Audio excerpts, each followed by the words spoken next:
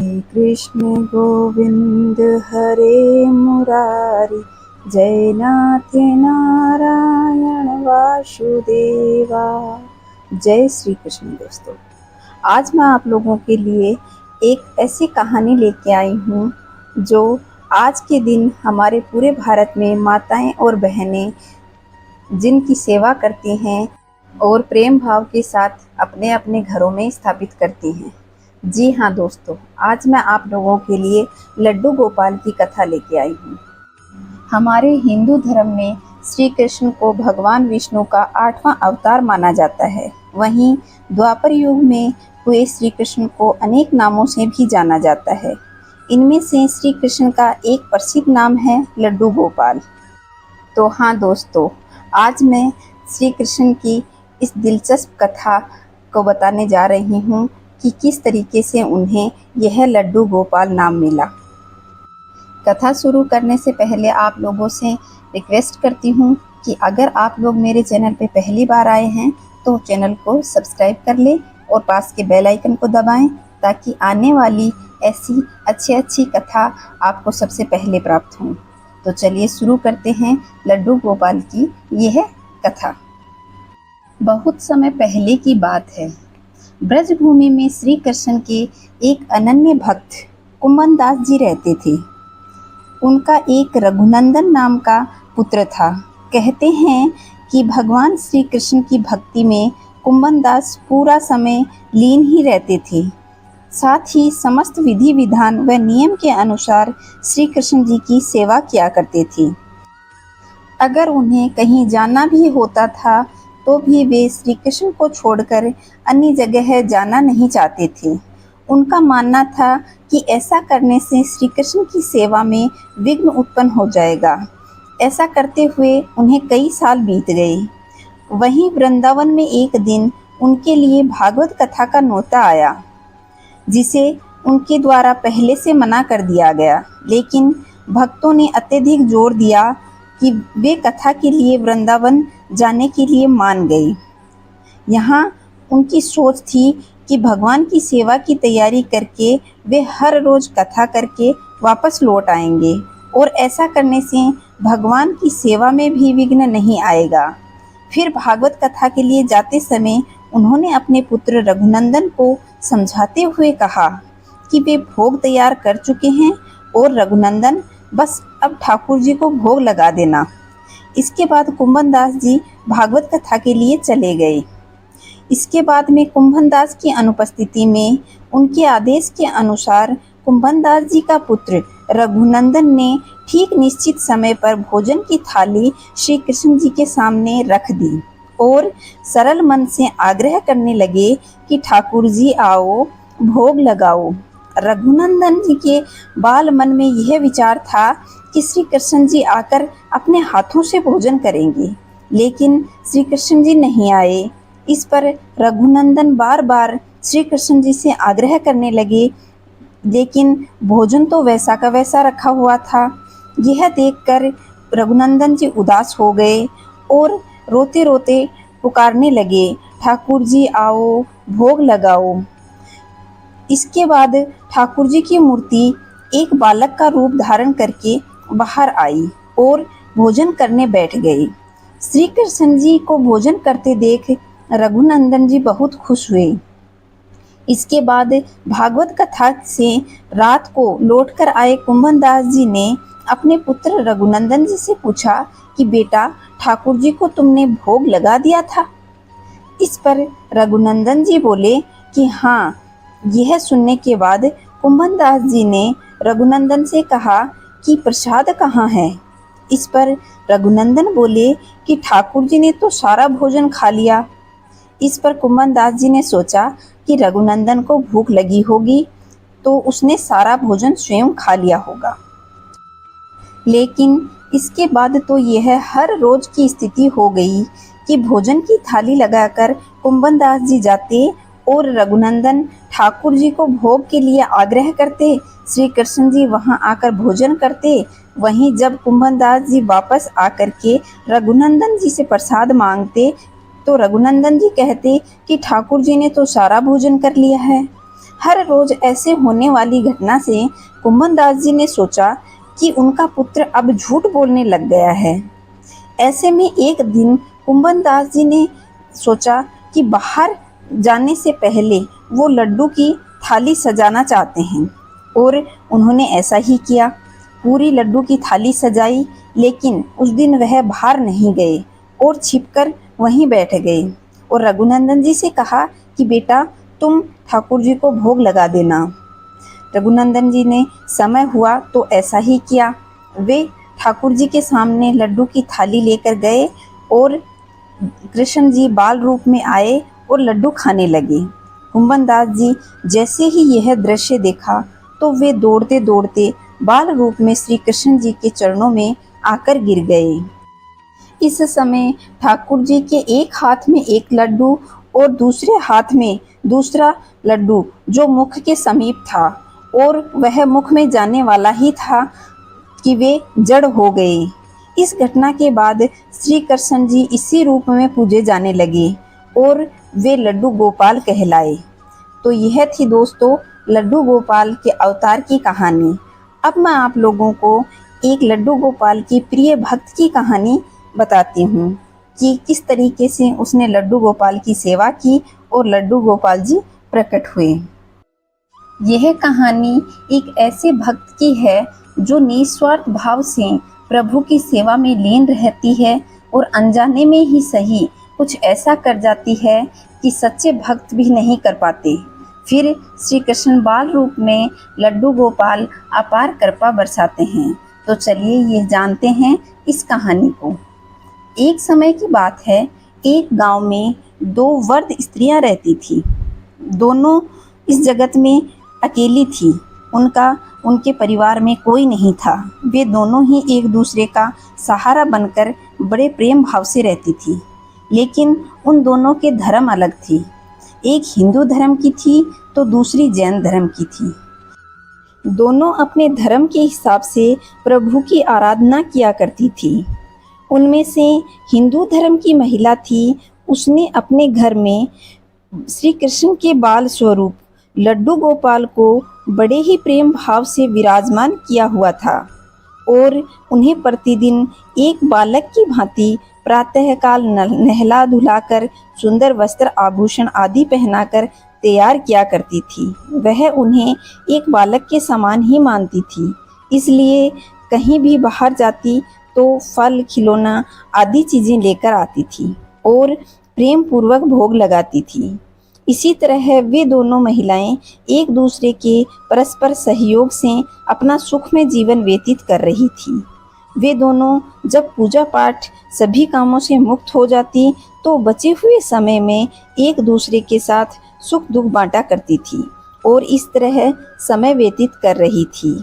कुछ समय बीत जाने के बाद श्रावण मास में हिंदू महिला को तीर्थ यात्रा पर जाने का अवसर मिला। तब उसने अपनी अति प्रिय जैन धर्म की महिला से भी चलने के लिए कहा। क्योंकि वृद्धावस्था अधिक होने के कारण उसने चलने फिरने में असमर्थता व्यक्त की कि सहेली मुझसे तो नहीं चला जाता, ऐसा कर तू ही चली जा, मुझे तो बहुत परेशानी होती है चलने फिरने में, तो तेरी तीर्थ यात्रा में विघ्न होगा। तब वो हिंदू महिला उदास मन से तीर्थ यात्रा पर अकेली ही जाने के लिए तैयार हो गई और जाते वक्त उसने जैन महिला से कहा कि सखी, मैं 1 माह के लिए तीर्थ यात्रा पर जा रही हूँ। मेरे आराध्य श्री कृष्ण बाल स्वरूप लड्डू गोपाल का ध्यान रखना है। उन्हें बिल्कुल एक बालक की तरह ही स्नेह करना है। प्रतिदिन स्नान कर आदि करा करके सुंदर वस्त्र आभूषण पहनाना, भोग लगाना। उस जैन महिला ने सब बातें सुनी और बोली कि हाँ सखी, तुम चिंता मत करो, तुम तीर्थ यात्रा करके आओ, तुम्हारे लड्डू गोपाल का भली भांति से ध्यान रखूंगी। इतनी सब बातें बताकर वह महिला तीर्थ यात्रा को निकल गई और जैन महिला ने सारा कार्यभार अपने सानिध्य में ले लिया और बड़े उत्साह और उमंग के साथ सुबह उठकर खुद नित्य कर्म से निवृत्त होकर लड्डू गोपाल को स्नान कराने की तैयारी करने लगी।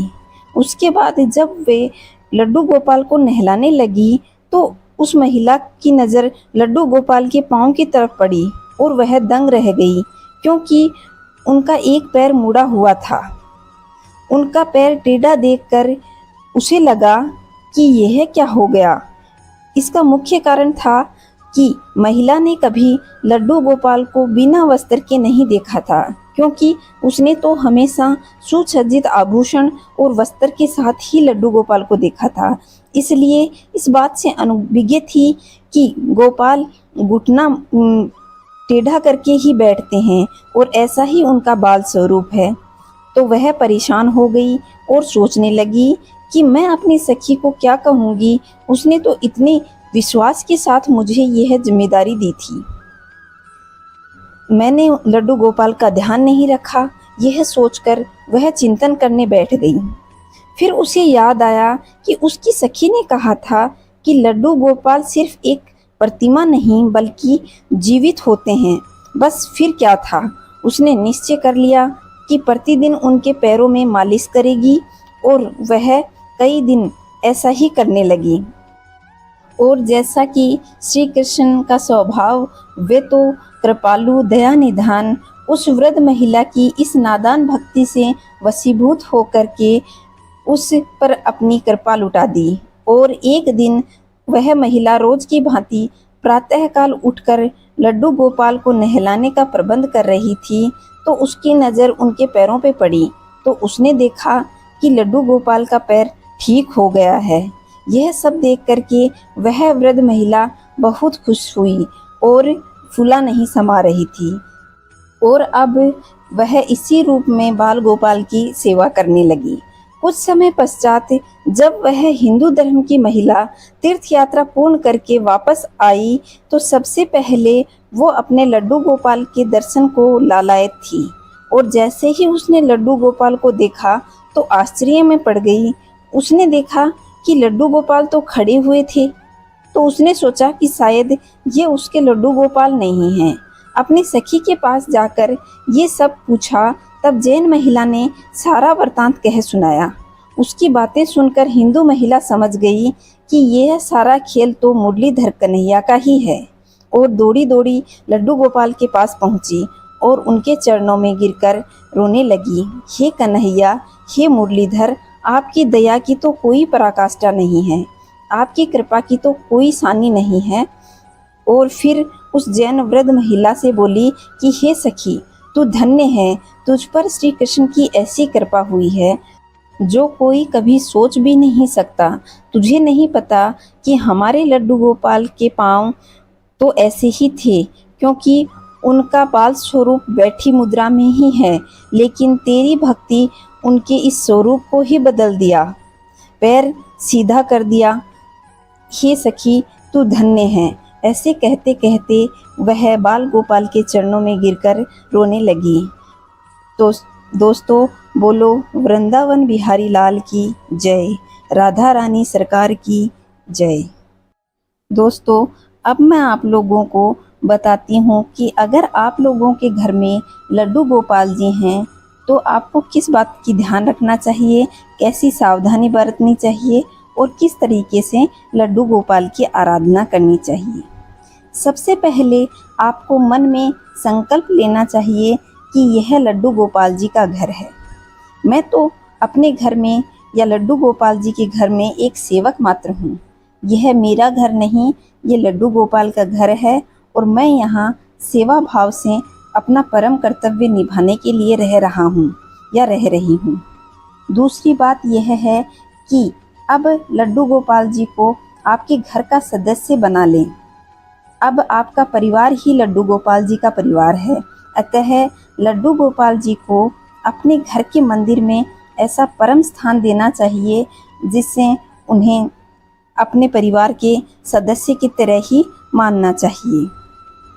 जैसा कि मैंने आपको कहानियों में बताया है कि गोपाल किसी ताम झाम की मोहताज नहीं हैं, वे तो प्रेम भाव के ही भूखे हैं। अतः जितना प्रेम भाव अर्पित किया जाए उतने सेवा भाव से उनकी सेवा करनी चाहिए। प्रतिदिन लड्डू गोपाल जी को सर्दियों में गुनगुने पानी से और गर्मी में ताज़ा पानी से स्नान कराएं। स्नान कराने के बाद में धुले हुए अच्छे और सुंदर वस्त्र उन्हें पहनाएं। आपके घर में जो भी भोजन बन रहा है या कोई मिठाई या फल लाया जाता है तो सबसे पहले लड्डू गोपाल जी को ही भोग लगाएं। लड्डू गोपाल जी को बांसुरी, खिलौने आदि बहुत प्रिय हैं, तो उन्हें बांसुरी ला कर दें और प्रतिदिन संध्या के समय अपने परिवार के सदस्यों के साथ में उनकी आरती करें। समय समय पर लड्डू गोपाल जी को बाहर घुमाने के लिए अवश्य ले जाना चाहिए। एक बात दोस्तों, लड्डू गोपाल जी को आप अपने घर में स्थापित करते हैं तब उनसे एक नाता अवश्य कायम कर लें, चाहे वह भाई का हो, पुत्र का हो, मित्र का हो या गुरु का। उनमें से जो भी आपको अच्छा लगे उनके साथ एक नाता बनाएं और पूरी निष्ठा के साथ में उसे निभाएं। भगवान श्री कृष्ण के अनेक नाम हैं, उनमें से एक प्यारा सा नाम अपने लड्डू गोपाल को दें और उसी नाम से उन्हें पुकारें, जिससे एक अपनत्व बना रहता है। और खुद भोजन करने से पहले लड्डू गोपाल जी को भोजन कराएं। प्रतिदिन रात्रि में लड्डू गोपाल जी को शयन अवश्य कराएं। जिस प्रकार माँ अपने छोटे बेटे को सुलाती है उसी प्रकार लोरी गाकर थपथपा करके उन्हें सुलाना चाहिए। जन्माष्टमी के दिन बहुत धूमधाम से लड्डू गोपाल जी की पूजा की जाती है, लेकिन आप लोग जिस दिन लड्डू गोपाल जी को अपने घर में, अपने जीवन में लेकर आते हैं, उस दिन को आपको लड्डू गोपाल जी के जन्मोत्सव के रूप में बड़े ही धूमधाम से मनाना चाहिए। जिस तरीके से अपने बच्चों का जन्मदिन आप मनाती हैं, उसी तरीके से लड्डू गोपाल जी का जन्मदिन भी मनाना चाहिए। छोटे छोटे बच्चों को बुला करके लड्डू गोपाल जी का जन्मदिन मनाएं, माखन मिश्री का भोग लगाएं और उन्हें खिलौने भेंट करें। इस तरीके से लड्डू गोपाल जी की सेवा करनी चाहिए। दोस्तों, अगर भगवान ने चाहा तो ऐसे परम भाव के साथ में आप सेवा करते रहेंगे तो भगवान श्री कृष्ण लड्डू गोपाल रूप में आपके घर में सदा वास करेंगे। तो आशा करती हूँ मेरे द्वारा दी गई जानकारी आप लोगों को पसंद आई होगी। अगर पसंद आई है तो लाइक, शेयर और सब्सक्राइब करें और कमेंट में लड्डू गोपाल की जय जरूर लिखें। जय श्री कृष्णा, जय श्री राधा।